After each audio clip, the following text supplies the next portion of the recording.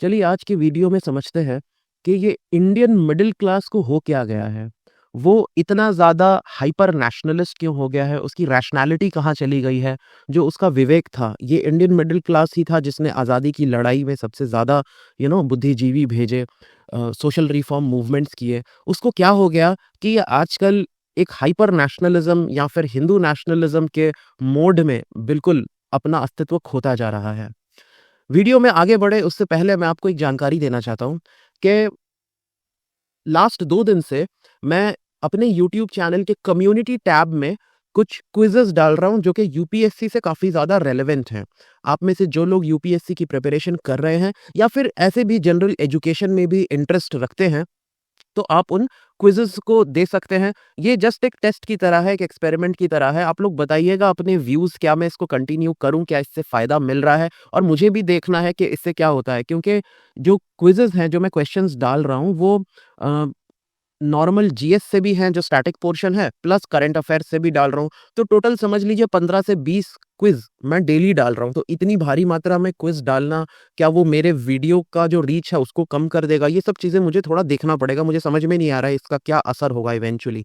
But आप as an audience मेरे को बताइए, क्या मैं इसको कंटिन्यू करूँ? क्या ये आपको अच्छा लग रहा है कि नहीं? और जो लोग देख रहे हैं, तो वीडियो जो चैनल है मेरा उसमें कम्युनिटी सेक्शन में जाएँगे, तो वहाँ पे क्लिक करके आपको लाइन से सारी क्विज़ेज़ मिल जाएँगी।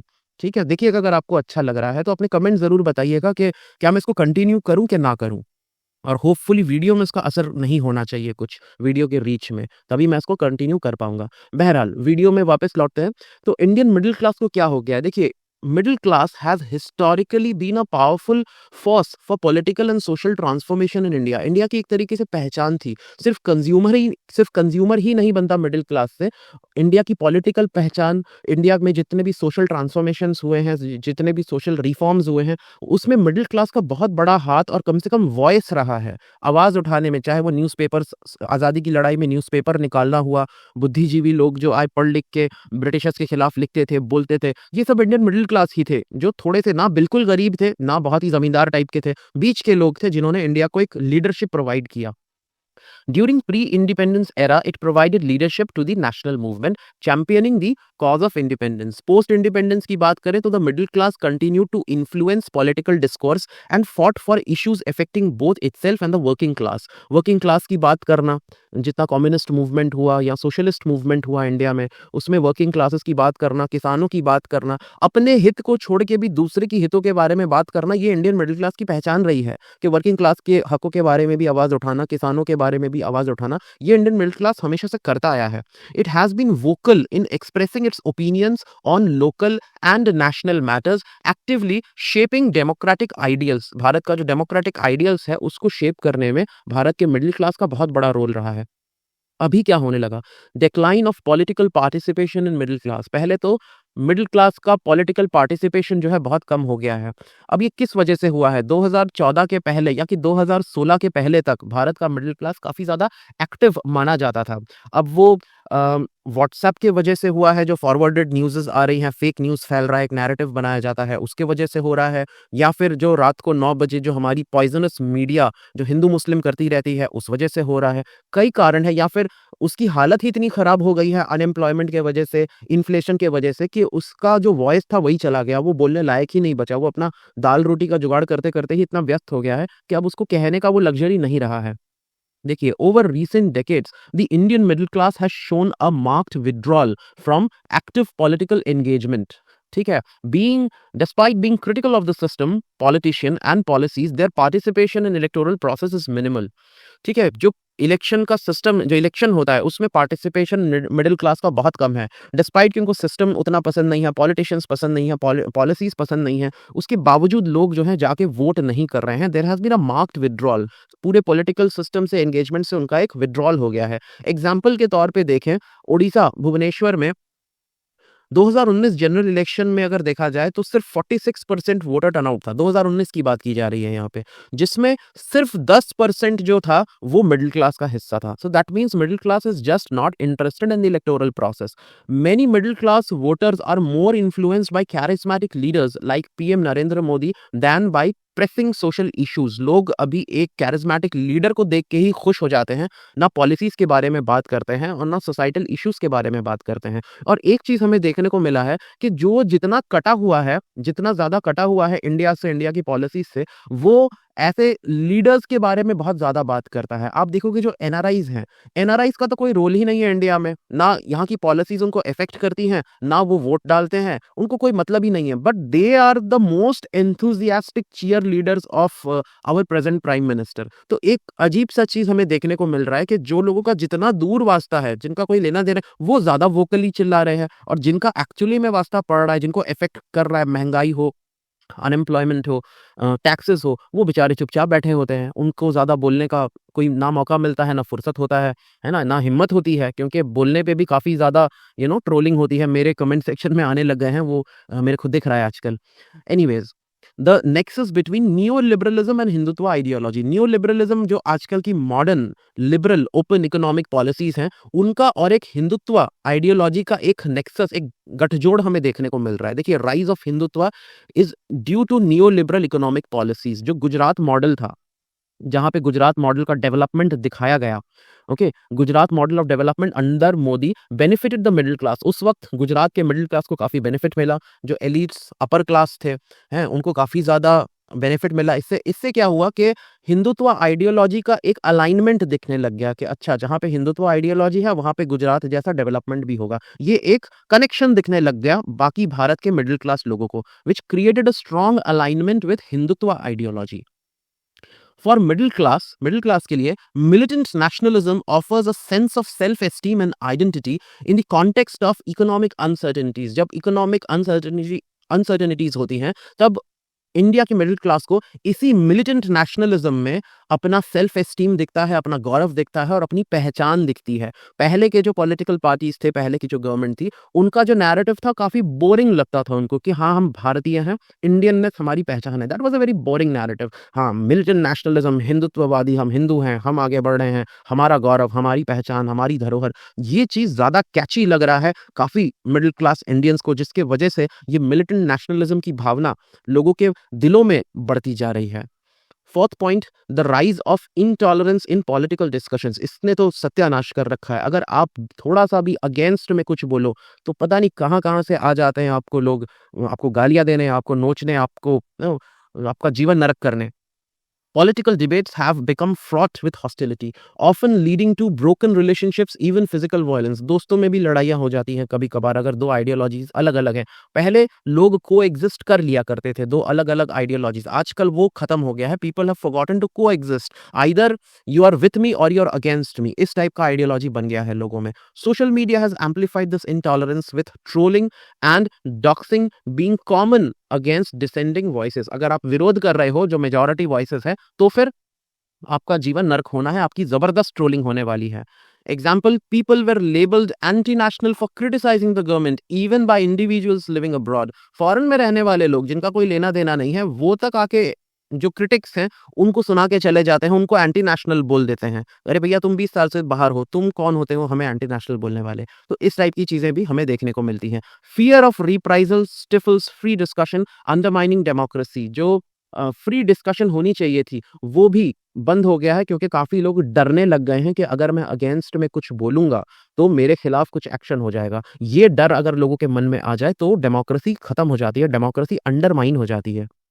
ओके, नेक्स्ट पॉइंट है citizenship and responsibilities of middle class. Citizenship एंटेल्स both rights and duties. अगर आप सिटीजन हो तो आपके कुछ अधिकार भी हैं और आपके कुछ कर्तव्य भी हैं। बट मिडिल क्लास जो है, वो ज्यादातर अपने राइट्स को लेके परेशान रहता है रादर देन रिस्पॉन्सिबिलिटीज। आप देख सकते हो सिविक ड्यूटीज, हमारा जो सिविक सेंस है कि चीजों को खराब नहीं करना, देश को गंदा नहीं करना, वो कहाँ पे है? हम वो रिस्पॉन्सिबिलिटीज तो निभाते नहीं है, राइट्स की बात करते रहते हैं। Middle class is more obsessed with their rights than responsibilities. हाँ, टैक्स वो तो सीतारमन जी गला पकड़ के निकाल लेती हैं तो देना पड़ता है, नहीं दोगे तो आजकल पता है ना कि गोलगप्पो वालों को भी नोटिस आ रहे हैं, 300 रुपए के भी नोटिस आ रहे हैं कि आपने पूरे साल में आपको 300 रुपया इनकम टैक्स बनता है, आपने भरा नहीं, इनकम टैक्स वाले का नोटिस आ जाता है, तो वो तो आपके गले से निकाल लिया जाएगा, उसमें तो रिस्पॉन्सिबिलिटी की बात ही नहीं है।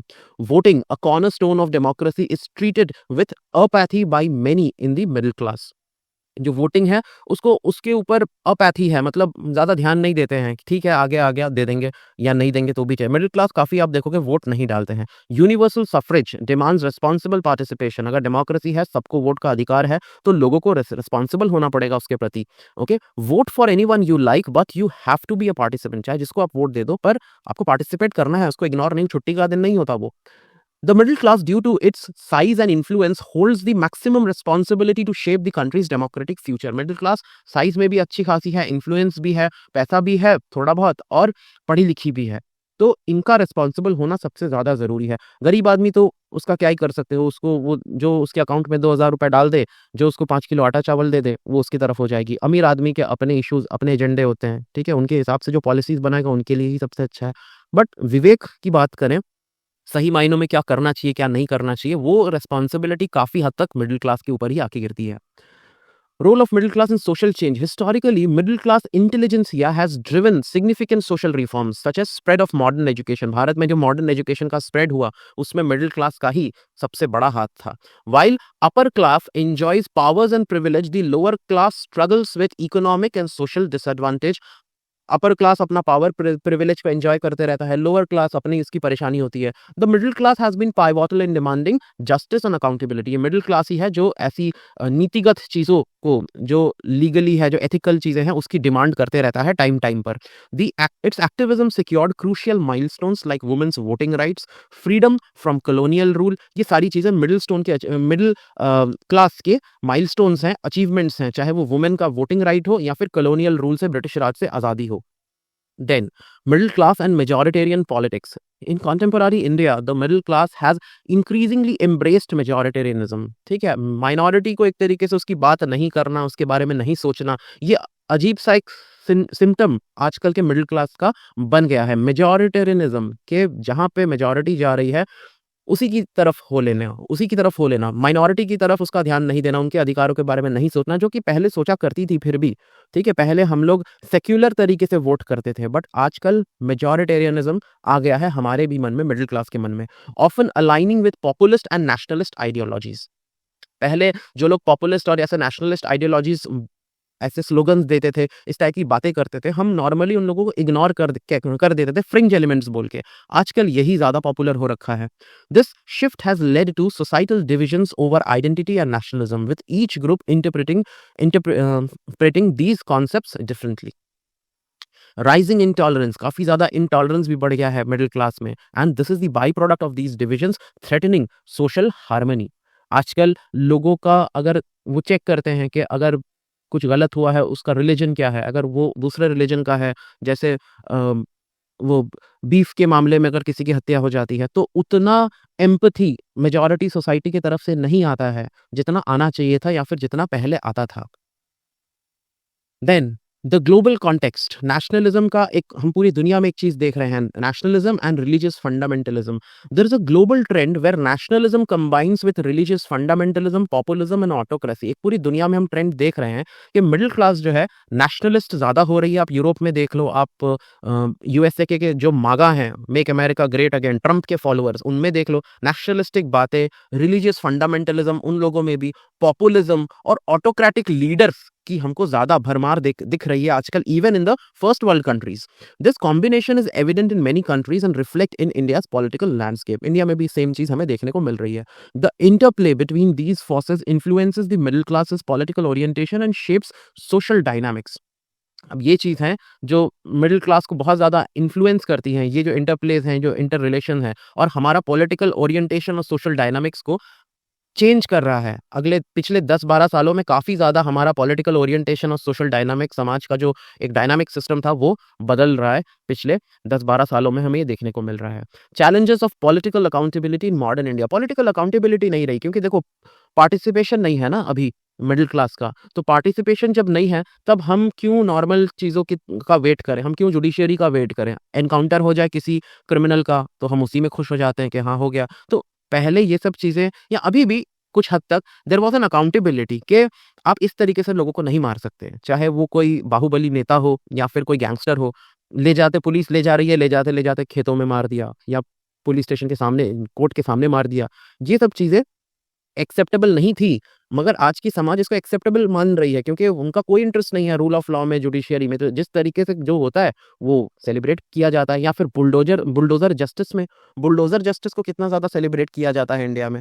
Power dynamics specially among the upper class reduce justice and pose a threat to democracy. Middle class disengagement from political process weakens the demand for political accountability. ये जो पॉलिटिकल प्रोसेस से जो डिसएंगेजमेंट हो गया है नॉर्मल मिडिल क्लास लोगों का, वो पॉलिटिकल अकाउंटेबिलिटी को भी कम कर देता है। नहीं तो पहले कोई नेता अगर डिमोनेटाइजेशन टाइप का अगर डिसीजन लेता, उसकी सरकार गिर जानी थी। या जीएसटी जैसा रोल आउट किया गया, उस तरीके से रोल आउट किया होता तो उनकी सरकार चली जाती। आजकल नहीं होता है क्योंकि पॉलिटिकल अकाउंटेबिलिटी लोगों को मतलब ही नहीं है, तो पॉलिटिकल अकाउंटेबिलिटी भी खत्म हो गया है नेता लोगों का। Political activism from the middle class is crucial to counterbalance these power imbalances and uphold democratic principles, especially आज के टाइम में जहाँ पे रूलिंग गवर्नमेंट्स के पास एब्सोल्यूट मेजॉरिटीज होती हैं, ब्रूट मेजॉरिटीज होती हैं, वहाँ पे मिडिल क्लास का पॉलिटिकली एक्टिव होना बहुत ज़्यादा ज़रूरी है। तब जाके डेमोक्रेटिक प्रिंसिपल्स को अपहोल्ड किया जा सकता है, क्योंकि ऑपोजिशन कम होते होते इतना कम हो गया है कि उसके वॉइस का कोई ज़्यादा दम रहा नहीं है। तो किस तरीके से आप चेक रखोगे? क्योंकि सोशल कॉन्ट्रैक्ट होता है ना, हमने अपना वोट दिया है किसी को, हमने टैक्सेस दिया है किसी को, उसको ज़िम्मेदारी दी है कि आप देश चलाओगे। ये सोशल कॉन्ट्रैक्ट थ्योरी है। पर आप जब कॉन्ट्रैक्ट देते हो किसी को, किसी ठेकेदार को, तो आप चेक रखते हो ना कि ठेकेदार सही से काम कर रहा है कि नहीं। आपके घर में फंक्शन होता है, आपने हलवाई को हायर किया है, आप चेक रखोगे ना कि वो हलवाई ठीक से मिठाई बना रहा है कि नहीं, कि उसमें चोरी-चकारी कर रहा है। इसमें कोई बुरा मानने वाली बात नहीं है।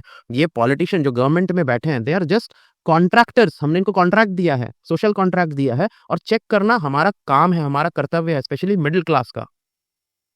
Then, 10th point is reviving the role of middle class in Indian democracy. For democracy to thrive, middle class must rediscover its role as a critical observer and active participant in political process. जो पहले middle class काम किया करती थी, वो वापस से middle class को अपना रोल शुरू करना पड़ेगा। Engaging in constructive criticism, constructively criticise करो। जहां पे हम ये नहीं कह रहे सरकार बदल दो, पर सरकार जैसे चल रही है उसको सुधार की काफी ज्यादा जरूरी है, अकाउंटेबिलिटी की जरूरी है, जवाबदेही की जरूरी है। तो ये सब चीजें लाना पड़ेगा, भले ही ये सरकार रहे मगर उसको इम्प्रूव होना पड़ेगा पहले के मुकाबले। इसी को कंस्ट्रक्टिव क्रिटिसिज्म कहते हैं। ये नहीं कि किसी भी कीमत में सरकार गिरा दो, नहीं, यही सरकार रहे मगर कायदे से चले।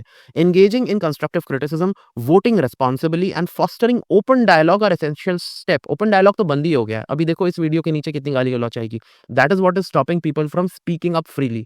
The legacy of middle class activism from fighting colonialism to securing social justice serves as a reminder for its potential to shape India's future। जितना हमारा लेगेसी है मिडिल क्लास इंडिया का, चाहे वो colonialism से लड़ना हो या सोशल जस्टिस के लिए लड़ना हो, वो याद दिलाती है कि हमने बड़े बड़े काम करे भी हैं और आगे भी जिम्मेदारी है कि हम देश की अकाउंटेबिलिटी एटलीस्ट डिमांड करें अपने पॉलिटिकल लीडर्स से। In the face of rising majoritarianism and intolerance, the middle class must uphold its responsibility to safeguard democracy. Democracy को बचाने की जिम्मेदारी मिडिल क्लास को लेना पड़ेगा, जबकि इतना मेजॉरिटेरियनिज्म, पार्लियामेंट में इतना ब्रूट मेजॉरिटी और समाज में इतना ज्यादा इंटॉलरेंस बढ़ रहा है। तो डेमोक्रेसी को बचाने के लिए the responsibility has to be taken by the middle class Indian.